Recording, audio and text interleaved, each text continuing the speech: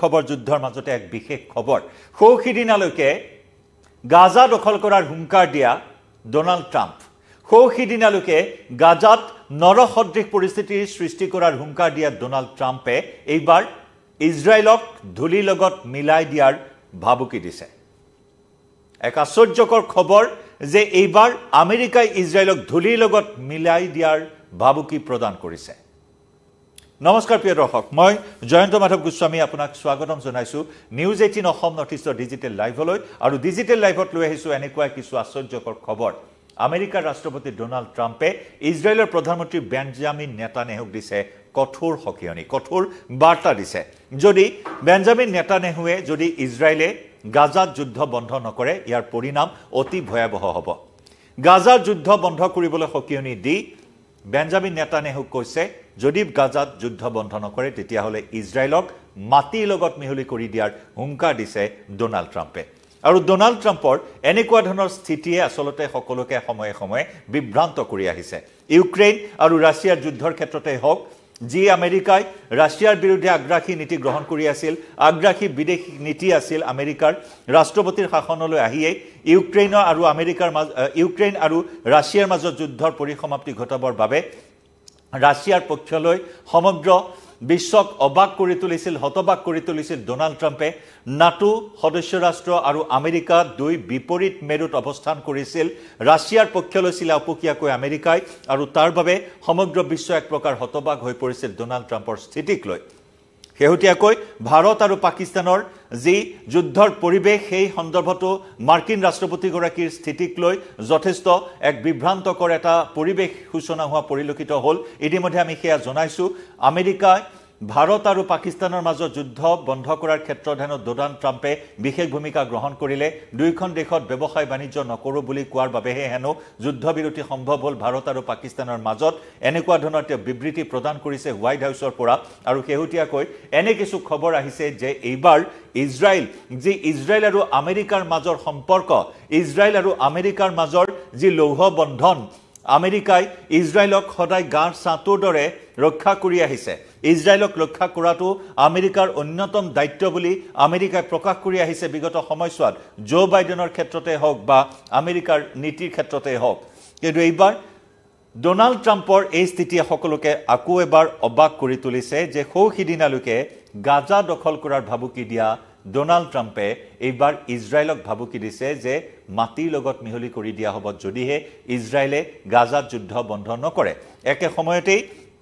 ইজৰাইলে যি কঠোৰ স্থিতি গ্ৰহণ কৰিছে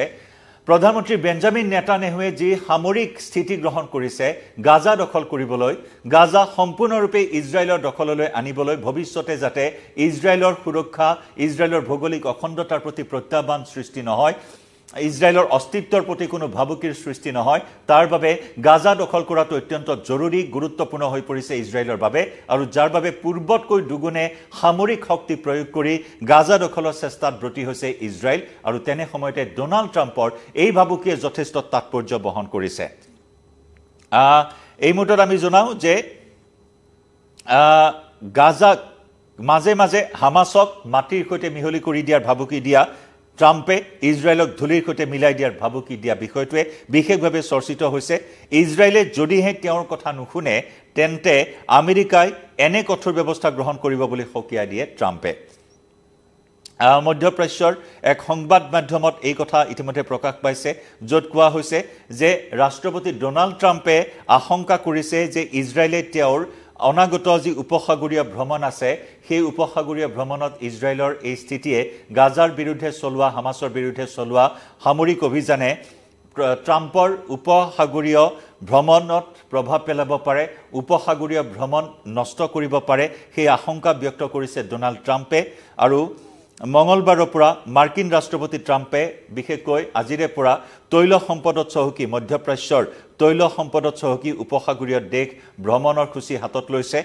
আৰু সেইবাবে তেওঁৰ এই ভ্ৰমণত বাধা প্ৰদান কৰিব পাৰে ইজৰাইলৰ স্থিতিয়ে কাৰণ মধ্যপ্ৰাচ্যৰ সংঘাত উত্তেজনা অব্যাহত আছে ইজৰাইল হামাছৰ যুদ্ধ কেন্দ্ৰ কৰি ইজৰাইল হিজবুল্লাৰ যুদ্ধ কেন্দ্ৰ কৰি হুথি ইজৰাইলৰ সংঘাতক কেন্দ্ৰ কৰি ইৰাণ ইজৰাইলৰ সংঘাতক কেন্দ্ৰ কৰি গতিকে ইয়াৰ দ্বাৰা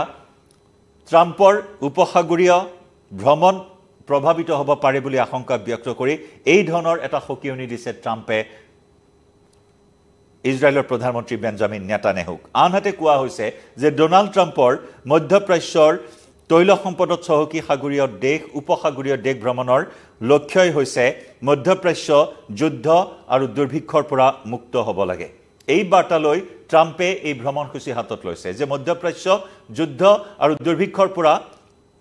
মুক্তি পাওক যুদ্ধ মানে দুৰ্ভিক্ষ যি দুৰ্ভিক্ষই ইতিমধ্যে তছনছ কৰি পেলাইছে গাজাৰ জনতাক মানৱতাৰ সংকটত ভুগিবলগীয়া হৈছে এই যুদ্ধৰ বাবে আৰু ট্ৰাম্পৰ এই বাৰ্তা হৈছে যে যুদ্ধ আৰু দুৰ্ভিক্ষৰ পৰা মধ্যপ্ৰাচ্য মুক্ত হওক গতিকে ইজৰাইলে গাজাত অব্যাহত থকা এই যুদ্ধ এতিয়া বন্ধ কৰিব লাগে সেই বাৰ্তা লৈ ইজৰাইলক এই সকিয়নি প্ৰদান কৰিছে ট্ৰাম্পে কিন্তু ইজৰাইলে তেওঁৰ কথা মানিবলৈ ইতিমধ্যে অস্বীকাৰ কৰিছে কাৰণ বেঞ্জামিন নেতানেহু নিজৰ স্থিতিত অটল হৈ আছে শেহতীয়াকৈ নিৰাপত্তা কেবিনেটত যি সিদ্ধান্ত গ্ৰহণ কৰিছে ইজৰাইলে গাজা এইবাৰ সম্পূৰ্ণৰূপে দখল হ'বই হামাস সম্পূৰ্ণৰূপে উৎখাত হ'বই লাগিব আৰু পশ্চিমীয়া দেশৰ শীৰ্ষ বিষয়াই ইতিমধ্যে উল্লেখ কৰা অনুসৰি বৰ্তমান ট্ৰাম্প আৰু ইজৰাইলৰ প্ৰধানমন্ত্ৰী বেঞ্জামিন নেতানেহুৰ মাজত এটা সম্পৰ্কত বৃহৎ ফাঁট মেলিছে অত্যন্ত গুৰুত্বপূৰ্ণ কথা ট্ৰাম্প আৰু নেতানেহুৰ মাজৰ সম্পৰ্কত বৃহৎ ফাঁট মেলিছে নেতানেহুৱে স্পষ্ট কৰি দিছে আমেৰিকাৰ এই নিৰ্দেশ কোনো মতে তেওঁলোকে মানি নলয় সম্পূৰ্ণৰূপে অস্বীকাৰ কৰিছে নেতানেহুৱে যাক লৈ এই সম্পৰ্ক আৰু অধিক ফাঁট মেলা পৰিলক্ষিত হৈছে গতিকে ট্ৰাম্পৰ শেহতীয়া স্থিতিত ইজৰাইল এক প্ৰকাৰ হতাশ হৈ পৰা বুলি কোৱা হৈছে আমেৰিকাই ইৰানৰ সৈতে পাৰমাণৱিক আলোচনা অব্যাহত ৰখাটোৱে ইজৰাইলক অধিক উদ্বিগ্ন কৰি তুলিছে আমেৰিকাই সঘনে ইৰানৰ সৈতে পাৰমাণৱিক বিষয়টো আলোচনা অব্যাহত ৰাখিছে আৰু যাৰ বাবে ইজৰাইলক অধিক হতাশ তথা উদ্বিগ্ন কৰি তুলিছে আমেৰিকাৰ এই স্থিতিক লৈ গতিকে মাৰ্কিন ৰাষ্ট্ৰপতি ট্ৰাম্পে ইজৰাইলক এনে ভাবুকি দিয়াত এতিয়া দুইখন দেশৰ মাজৰ সম্পৰ্ক আৰু অধিক বেয়াৰ পিনে গতি কৰা পৰিলক্ষিত হৈছে কাৰণ যি সময়ত হামাছে ইজৰাইল আক্ৰমণ কৰাৰ পিছত আমেৰিকা জপিয়াই পৰিছিল আমেৰিকাৰ হস্তক্ষেপত ইজৰাইলে গাজাৰ ওপৰত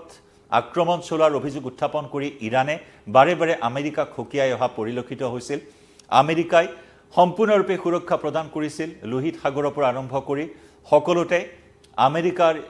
ইজৰাইলক সুৰক্ষা প্ৰদান কৰা পৰিলক্ষিত হৈছিল হুথিৰ যিসমূহ প্ৰত্যাহ্বান আছিল সেই হুথিৰ প্ৰত্যাহ্বান আমেৰিকাই সম্পূৰ্ণৰূপে লোহিত সাগৰত ইজৰাইলক সুৰক্ষা দিয়া পৰিলক্ষিত হৈছিল গতিকে সেই আমেৰিকাই এনে ধৰণৰ এটা স্থিতি গ্ৰহণ কৰাত সকলোৱে এই মুহূৰ্তত অবাক হৈছে হতবাক হৈছে আৰু একে সময়তে ইজৰাইল এই মুহূৰ্তত যথেষ্ট উদ্বিগ্ন হৈ পৰিছে আৰু হতাশ হৈ পৰিছে আমেৰিকাৰ এই স্থিতিক লৈ কিন্তু ট্ৰাম্পৰ এই বাৰ্তা সম্পূৰ্ণৰূপে পোনছাতেই অস্বীকাৰ কৰিছে ট্ৰাম্পৰ এই নিৰ্দেশ কোনোপধ্যে মানি নলয় ইজৰাইলে গতিকে অনাগত সময়ত আৰু কি পদক্ষেপ গ্ৰহণ কৰে সেয়া লক্ষণীয় হ'ব কিন্তু ট্ৰাম্পৰ ভাবুকি যদিহে ইজৰাইলে গাজাত যুদ্ধ বন্ধ নকৰে তেতিয়াহ'লে ইজৰাইলকো মাটিৰ লগত মিহলি কৰি দিব আমেৰিকাই লক্ষণীয় হ'ব কোন দিশে গতি কৰে এই সংঘাতে জনাই যাম প্ৰতিটো আপডেট তথ্য এই মুহূৰ্তত লাইভৰ পৰা বিদায় লম ধন্যবাদ